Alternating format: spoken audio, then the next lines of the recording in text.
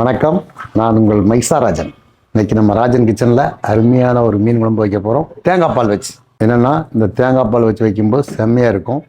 இதில் நாங்கள் என்னென்னா கொஞ்சம் மல்லி எண்ணெயில் போட்டு வதக்குவோம். வதக்குனா அது நல்லா அந்த மல்லியோட ஸ்மெல் சூப்பராக இருக்கும். குழம்புல மல்லித்தூள், மிளகாத்தூள், மஞ்சத்தூளும் போடுவோம். அந்த மல்லி லேசாக கொஞ்சம் ஒரு 2 டீஸ்பூன் போட்டு வதக்கணும்னா செம்மையாக இருக்கும் மீன் குழம்பு. வாங்க அதுக்கு என்னென்ன பொருள் தேவைன்னு வாங்க பார்க்கலாம். இன்றைக்கி நம்ம ராஜன் கிச்சனில் மீன் குழம்பு வைக்கிறோம். இது கட்லா மீன் வாங்கியிருக்கிறேன். 1 கிலோ கட்லா மீன். இது 1 கிலோ கட்லா மீன் வச்சுருக்குறோம். புளி இருக்குது, பூண்டு நல்ல பெரிய பூண்டு, அந்த மாதிரி பூண்டு வச்சுக்கோங்க, சீரகம், வெந்தயம், கடுகு, மஞ்சத்தூள், மிளகாத்தூள், மல்லித்தூள், தேவைக்கேற்ப உப்பு, மிளகு, மல்லி, வறுமிளகா, சின்ன வெங்காயம், கருவேப்பிலை, மல்லி, மாங்காய் ஒரு 4 பீஸு, ஒரு 5 தக்காளி, 6 தக்காளி இருக்குது. சின்ன தக்காளி ஒரு 6 தக்காளி. இது வந்து மொத்தமாக 200 கிராம் 250 கிராம் வரும். 4 பச்சை மிளகா வச்சுருக்கேன். இந்த மாதிரி பெரிய பச்சை மிளகா 4 வச்சுருக்கிறேன்.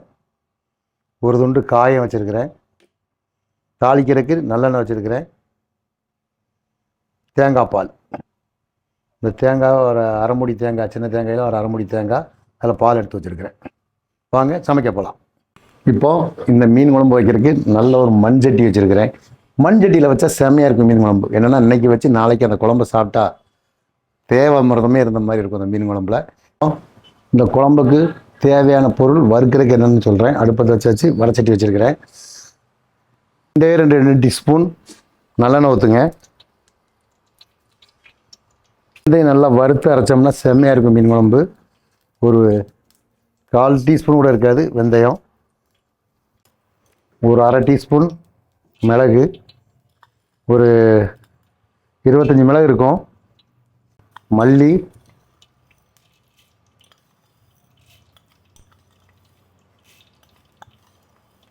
இந்த சின்ன டீஸ்பூனுக்கு 4 டீஸ்பூன் மல்லி போட்டிருக்கிறேன்.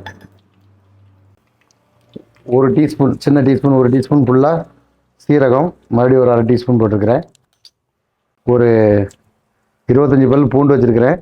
அதில் ஒரு 10 பல் பூண்டை வதக்கிறதுக்கு போடுறோம். அதுக்கப்புறம் மிச்சம் இருக்கிற பூண்டு குழம்புக்கு போடுறோம்.